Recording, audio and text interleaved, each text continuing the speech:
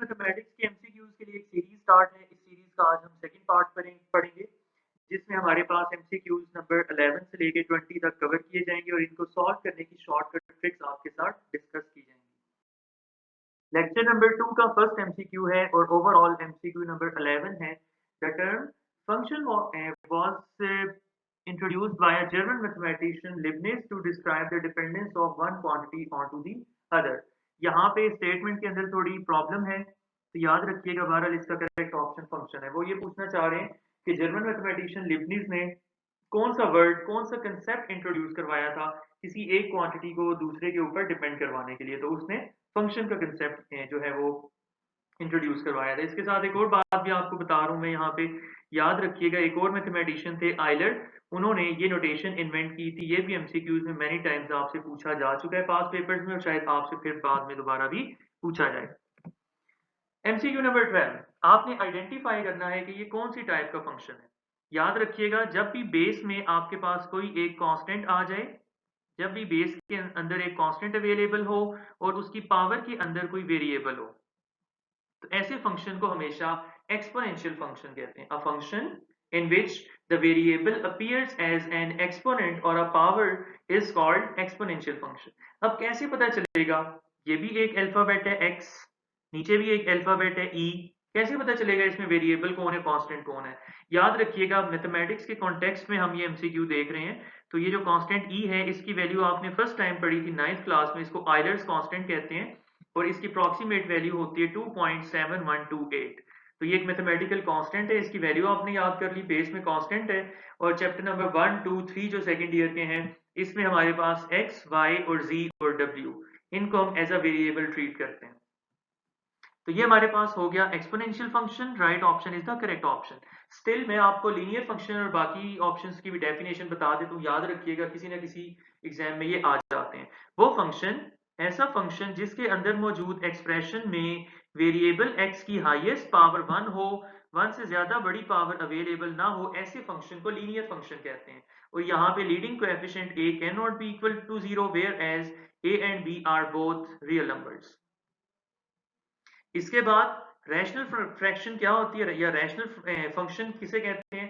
अगर हम दो पॉलिनोमियल्स n और d की रेशो ले रहे हैं, अगर हम एक पॉलिनोमियल nx को किसी दूसरी पॉलिनोमियल dx पे डिवाइड करवा दें, तो resulting fraction is called a rational fraction denoted by r of x। यहाँ वेल डिफाइंड करवाने के लिए हम कंडीशन लगाते हैं denominator can not be equal to 0 because any number divided by 0 is undefined.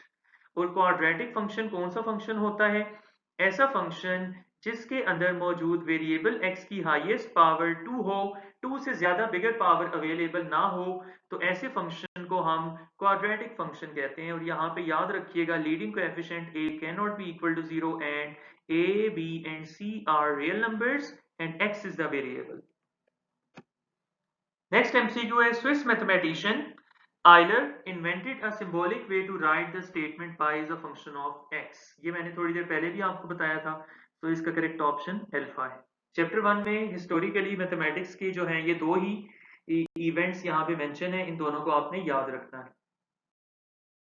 ये एमसीक्यू है हमारे पास कि f of x is equal to e power x, यानी ये एक एक्सपोनेंशियल फंक्शन दिया गया है और इसका पूछा गया है आपसे इनवर्स पूछा गया है। याद रखिएगा, एक्सपोनेंशियल फंक्शन और लॉगरिथमिक फंक्शंस दोनों एक दूसरे के इनवर्सेस होते हैं। Therefore no calculation required in this MCQ. आप देखें वो कौन सा ऑप्शन है जिसके अंदर लॉगरिथम मौजूद है। क्या अल्फा ऑप्शन के अंदर लॉगरिथम इन्वॉल्व है? नो। क्या बीटा ऑप्शन के अंदर लॉग इन्वॉल्व है? नो। लॉग इन्वॉल्व है सिर्फ डेल्टा ऑप्शन के अंदर। Therefore this is the correct option. Next MCQ, बल्कि नेक्स्ट एमसीक्यू करने से पहले ये डेफिनेशन हम पढ़ लेते हैं क्योंकि ये एमसीक्यूज में आती हैं। Function in which variable appears as exponent is called exponential function. जैसे मैंने आपको बताया, जब भी बेस के अंदर कोई एक कांस्टेंट नंबर आ जाए और पावर के अंदर वेरिएबल आ जाए, ऐसी इस फॉर्म के फंक्शन को हम कहते हैं एक्सपोनेंशियल फंक्शन। लॉगरिथमिक फंक्शन किसे कहते हैं? याद रखिएगा, बेस कभी भी इक्वल टू 1 नहीं हो सकती, ठीक है, क्योंकि 1 की कोई भी पावर ले लो, आंसर हमेशा 1 आता है। तो याद रखिएगा, ये जो होता है y is equal to log of x to the base a, इस फंक्शन को हम कहते हैं लॉगरिथमिक फंक्शन। वो फंक्शन जिसमें x के साथ या x के पीछे x के शुरू में किसी भी तरीके से लॉगरिथम इन्वॉल्व हो जाए, उस फंक्शन को हम कहते हैं लॉगरिथमिक फंक्शन। याद रखिएगा, अगर लॉग की बेस इक्वल टू 10 ली जाए तो इसको कॉमन लॉगरिथम कहते हैं, और अगर लॉग की बेस इक्वल टू e ली जाए तो इसको नेचुरल लॉग कहते हैं। नेक्स्ट है हमारे पास ये लिमिट कैलकुलेट करनी है। सैंडविच थ्योरम की एप्लीकेशन होगी इसमें, उसकी करोलरी यूज होगी। तो पहली बात आप लोगों ने ये सीखा था कि अगर लिमिट x अप्रोच कर रही हो 0 को, sine x divided by x, इसके अंदर कुछ पॉइंट्स होते हैं जो आपने याद रखने। नंबर 1, लिमिट अप्लाई करने से आपके पास 0/0 फॉर्म बन रही हो। नंबर 2, जो एंगल है x, उसकी यूनिट रेडियन में होनी चाहिए। और दूसरी बात, एंगल और डिनोमिनेटर दोनों सेम सेम होने चाहिए। अगर ये सारी कंडीशंस फुलफिल हो रही हो तो इस लिमिट का आंसर आता है इक्वल टू 1। यही सारा रूल एप्लीकेबल होता है tan के लिए भी। तो पहली बात, ये ट्रिक यूज करके डायरेक्ट इसका आंसर हमने कैलकुलेट कर लिया इक्वल टू 1। कैसे, जरा आप चेक करो। इसमें अगर हम लिमिट अप्लाई करें, पहली बात लिमिट अप्लाई करें तो क्या फॉर्म बनती है, x की जगह 0 अप्लाई करें तो ये 0 होता है, तो ये बन गई 0/0 फॉर्म। पहली कंडीशन फुलफिल हो गई। सेकंड, क्या एंगल रेडियन में है, इसके साथ कोई यूनिट नहीं लिखी हुई, तो कैसे पता चलेगा ये रेडियन में है। याद रखिएगा, रेडियन सिस्टम के अंदर कोई यूनिट नहीं होती, radian is a unitless concept. तो चूंकि यूनिट नहीं लिखी हुई, ऊपर डिग्री के साइन नजर नहीं आ रहा, तो कंफर्मेशन मिल गई कि this angle is given in radian. तीसरी बात, आप देखो एंगल और डिनोमिनेटर बिल्कुल इक्वल इक्वल है, angle is equal to denominator, तो सारी कंडीशंस फुलफिल हो रही हैं, therefore the answer should be equal to 1। इसको सॉल्व करने का एक और मेथड भी है। अगर हम लोग यहाँ पे, लेकिन वो थोड़ा सा लेंथी हो जाएगा, मैं आपको आइडिया दे देता हूँ। आप इसको लिख दो, tan को लिख दो sin x divided by cos x whole divided by x। Next step में cos x नीचे आकर क्या हो जाएगा, डिवाइड हो जाएगा, x के साथ मल्टीप्लाई हो जाएगा, सॉरी। अब इसको हम अलग अलग कर देते हैं। Limit x approaches to 0, sin x divided by x multiplied by cos वाली टर्म को हम अलग कर देते हैं, 1/cos x। तो ये सारा मैंने आपको बताया 1 के इक्वल होगा, और यहाँ आप लिमिट अप्लाई कर दो तो cos 0 रेडियन की वैल्यू क्या होती है, 1 होती है, तो फाइनल आंसर इज 1। दोनों मेथड्स से मैंने आपको सिखा दिया, आंसर इक्वल टू 1 आता है। नेक्स्ट एमसीक्यू है range of sine hyperbolic function. Sine hyperbolic, cos hyperbolic, इस तरह मिला के टोटल ये 6 फॉर्मूलाज बनते हैं, लेकिन आपकी टेक्स्ट बुक में फॉर्मूला तो 6 के 6 गिवन है, लेकिन डोमेन और रेंज सिर्फ फर्स्ट 2 साइन और कॉस हाइपरबोलिक के गिवन है। तो यहाँ पे मैं आपको दिखा देता हूँ। सबसे पहले आपने ये फॉर्मूला याद करना है, साइन हाइपरबोलिक एक्स की ये वैल्यू होती है, और इसकी डोमेन हो या रेंज हो, दोनों सेम होती हैं, equal to set of real numbers. और यहाँ मैं आपको बता दूं, रियल नंबर्स को ऐसे भी लिखा जाता है, -इंफिनिटी से लेके +इंफिनिटी तक ओपन इंटरवल। ओपन इंटरवल का मतलब होता है एंड पॉइंट्स शामिल नहीं है। Round brackets represent open brackets, open sets, और ओपन का मतलब होता है कि एंड पॉइंट्स शामिल नहीं है। तो beta option is the correct option. कभी साइन की डोमेन पूछी जाती है साइन हाइपरबोलिक की, कभी साइन हाइपरबोलिक की रेंज पूछी जाती है, तो ये दोनों मैंने आपको दिखा दी। इसी तरह कभी आपसे कॉस हाइपरबोलिक की डोमेन पूछी जाएगी और कभी इसकी रेंज पूछी जाएगी। तो याद रखिएगा, इसकी domain set of real numbers होती है, लेकिन इसकी जो रेंज होती है वो +1 से +इंफिनिटी तक होती है। याद रखिएगा, ये जो स्टेपलर की पिंस जैसी स्क्वायर ब्रैकेट होती है, इसको मैथ्स में चैप्टर नंबर 1 में पढ़ा जाता है क्लोज्ड इंटरवल। ये क्लोज इंटरवल को रिप्रेजेंट करती है, और इसके साथ जो नंबर आ जाए, जैसे यहाँ पे 1 है, उसका मतलब होता है कि ये जो आखिरी नंबर है, एंड पॉइंट है, ये इंक्लूडेड है, ये शामिल होगा, 1 इज इंक्लूडेड। लेकिन अगर कहीं पे ऐसे लिखा आ जाए 1, इसका मतलब होगा 1 is not included, 1 should be excluded, ये याद रखिएगा। नेक्स्ट है हमारे पास इस एमसीक्यू सीरीज का जो लेक्चर नंबर 1 था, उसमें भी इसका शॉर्टकट ट्रिक मैंने बताया था कि जब x अप्रोच कर रहा हो इंफिनिटी को, तो आपने वहां पे लिमिट सबसे पहले जो है डायरेक्ट सब्सटीट्यूट करके आप चेक कर लो रिजल्टिंग फॉर्म कौन सी बन रही है। तो ये होगा 1 divided by 1 + 4 divided by infinity whole power infinity is equal to 1 + 4 divided by infinity approach is 0। तो ये बन गया 1 पावर इंफिनिटी फॉर्म। तो लेक्चर नंबर 1 का वो फर्स्ट एमसीक्यू जरूर देख लीजिएगा, उसमें और भी डिटेल गिवन थी।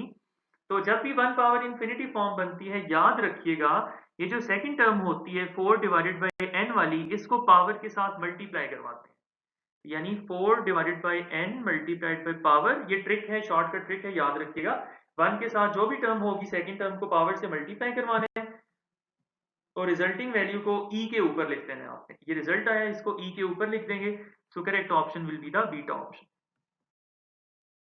y is equal to sine x is ये देखें आप जरा कि ये जो है आपके पास ट्रिगोनोमेट्रिक फंक्शन है। पहली बात, इसका delta option is the correct option. हम देख लेते हैं लीनियर फंक्शन क्यों नहीं है। लीनियर फंक्शन के अंदर x वेरिएबल x की हाईएस्ट पावर 1 होनी चाहिए। यहाँ पे वेरिएबल x की हाईएस्ट पावर 1 नहीं है। कैसे नहीं है? आप तो कह सकते हो कि सर ये देखें ये 1 लिखा हुआ नजर आ रहा है, तो आप कैसे कह सकते हैं ये 1 नहीं है? ठीक है, तो ये बात याद रखिएगा, ये पावर इसकी 1 नहीं होती। x जो है वो साइन के अंदर एंगल की जगह पे नहीं आना चाहिए। अगर ये ऐसे लिखा हुआ होता x इंटू साइन एक्स, फिर हम कुछ सोच लेते, लेकिन ये भी लीनियर नहीं है। ठीक है, तो ये बात जरा आप लोगों ने याद रखनी है कि this is not a linear function. Variable x जब भी साइन के अंदर आ जाए एंगल में, या लॉग के अंदर आगे ऐसे आ जाए, ठीक है, या स्क्वायर रूट के नीचे आ जाए, तो वो फंक्शन लीनियर नहीं रहता। कांस्टेंट फंक्शन भी ये नहीं है, बिकॉज वेरिएबल x वाली टर्म अवेलेबल है।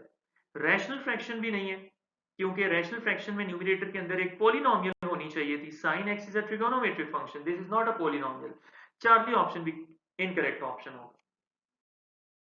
नेक्स्ट एमसीक्यू है, इसमें कुछ डेफिनेशंस हम स्टडी कर लेते हैं। पहली बात, इसका करेक्ट ऑप्शन अल्फा ऑप्शन है। डेफिनेशन स्टडी करते हैं तो पता चलेगा। एक्सप्लिसिट फंक्शन एक ऐसा फंक्शन होता है जिसमें हम y को x से इजीली सेपरेट कर सकते हैं। फॉर एग्जांपल, ये जो फर्स्ट फंक्शन है देखें, लेफ्ट हैंड साइड पे हमने y को आइसोलेट कर दिया इजीली, कोई हमें दिक्कत परेशानी नहीं हुई। लेफ्ट साइड पे सिर्फ y है और राइट साइड पे सिर्फ x है, और x और y कंप्लीटली आइसोलेट हो चुके हैं एक दूसरे से। Same is the case here. तो ऐसा फंक्शन जिसमें x और y को हम इजीली एक दूसरे से सेपरेट कर सकें, उसको हम एक्सप्लिसिट फंक्शन कहते हैं। बट, और इसकी नोटेशन भी ये याद रखिएगा, ये एक्सप्लिसिट फंक्शन की नोटेशन होती है, एमसीक्यूज में पूछी जाएगी आपसे। सेकंड डेफिनेशन है कि इम्प्लिसिट फंक्शन क्या होता है? वो फंक्शन जिसके अंदर x और y बिल्कुल इम्पॉसिबल हो उनको एक दूसरे से आइसोलेट करना, ऐसे फंक्शन को हम इम्प्लिसिट फंक्शन कहते हैं। देखिए, इसको याद रखना बड़ा सिंपल है। IMP स्टैंड फॉर इम्पॉसिबल, और सिट लिसिट से आप याद रख सकते हैं स्प्लिट, मतलब impossible to split x from y। x और y को एक दूसरे से जुदा हम बिल्कुल भी नहीं कर सकते। आप इसमें एड़ी चोटी का जोर लगा लें, आप x और y को जैसे यहाँ पे अलग-अलग किया था, आप इधर भी नहीं अलग-अलग कर सकते, इधर भी अलग-अलग नहीं कर सकते। सो ऐसे फंक्शन को इम्प्लिसिट फंक्शन कहा जाता है। इसकी नोटेशन याद रखिएगा, ये भी आपसे एमसीक्यूज में पूछी जाएगी। इनवर्स फंक्शन आप देखते हैं कि इनवर्स फंक्शन क्या होते हैं, ये हमने 1.2 में स्टडी किया था। कांस्टेंट फंक्शन वो होते हैं जिसके पास वेरिएबल ना हो। नेक्स्ट एमसीक्यू पे चलते हैं। एमसीक्यू नंबर 20, ये पूछा जा रहा है कि ये जो लंबा चौड़ा सा फंक्शन ट्रिगोनोमेट्रिक फंक्शन गिवन है, ये क्या है? क्या ये हाइपरबोलिक फंक्शन है? तो देखो, क्या साइन और कॉस के अंदर h नजर आ रहा है आपको? अगर ये यूं लिखा हुआ होता साइन h थीटा, तो फिर ये हाइपरबोलिक होता। क्योंकि h गिवन नहीं है, तो beta option is the incorrect option.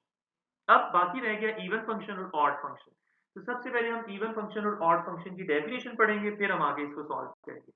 Even function क्या होता है? देखिए, मैंने आपको फर्स्ट लेक्चर में बताया था कि अगर कहीं पे ये चीज लिखी हुई हो, तो इसके अंदर ये जो x होता है, इसको हम कहते हैं इनपुट। जिसको हम क्या कहते हैं? इनपुट। वो फंक्शन जिसके इनपुट के अंदर अगर नेगेटिव साइन डाला जाए और वो उस नेगेटिव साइन को एब्जॉर्ब कर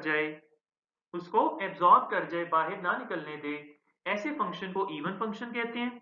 यानी हम एक फंक्शन में माइनस एक्स डालेंगे, एक्स को माइनस एक्स के साथ रिप्लेस करेंगे और देखेंगे क्या एफ ऑफ माइनस एक्स और एफ ऑफ एक्स का आंसर अगर इक्वल इक्वल आ गया तो फंक्शन इवन होगा। अगर हमने अपने गिवन फंक्शन के अंदर मौजूद x को रिप्लेस किया माइनस एक्स के साथ, और वो फंक्शन माइनस को एब्जॉर्ब ना कर पाया और उसको बाहर उगल दिया, उसने निकाल दिया, such that F of minus x equal हो गया माइनस एफ ऑफ एक्स के, ये नेगेटिव साइन इंट्रोड्यूस हो गया, तो ऐसे फंक्शन को हम कहेंगे ऑड फंक्शन। अब हम चेक करते हैं जो गिवन फंक्शन है ये क्या है। ये इवन और ऑड की डेफिनेशंस भी लिखी हुई है, इसको आप जरूर देखिएगा। मैं गिवन क्वेश्चन को एक्सप्लेन कर देता हूँ। तो गिवन क्वेश्चन की इनपुट थीटा है, आप रिप्लेस करो थीटा को माइनस थीटा के साथ, और देखिए कि क्या रिजल्टिंग फंक्शन के अंदर कोई चेंज आता है। आप जानते हैं sine is an odd function, ये आपने अपने टॉपिक में याद किया होगा, नहीं याद किया तो यहाँ मैं आपको रिवाइज करवा देता हूँ कि देखिए, ये टोटल 6 फंक्शंस होते हैं ना, साइन थीटा, फिर उसका reciprocal cosecant theta, cos theta, फिर उसका रेसिप्रोकल सीकेंट थीटा, और आखिर में टेन थीटा, और इसका रेसिप्रोकल कॉट थीटा। इन 6 में से सिर्फ ये जो 2 होते हैं ये इवन होते हैं, बाकी सब ऑड होते हैं। तो यहाँ से आप याद रख सकते हैं साइन थीटा ऑड है तो वो नेगेटिव साइन को एब्जॉर्ब नहीं करेगा बल्कि उसको बाहर निकाल देगा। कॉस थीटा मैंने बताया इवन है तो नेगेटिव को इग्नोर कर जाएगा। अब आप देखें कुछ भी रीअरेंजमेंट करें, ये कभी भी आपके पास ना तो पॉजिटिव एफ ऑफ थीटा के इक्वल आएगा ना ये नेगेटिव एफ ऑफ थीटा के इक्वल आएगा। ठीक है, ये किसी के इक्वल नहीं आएगा।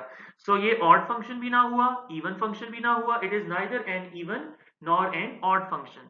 So delta option is the correct option.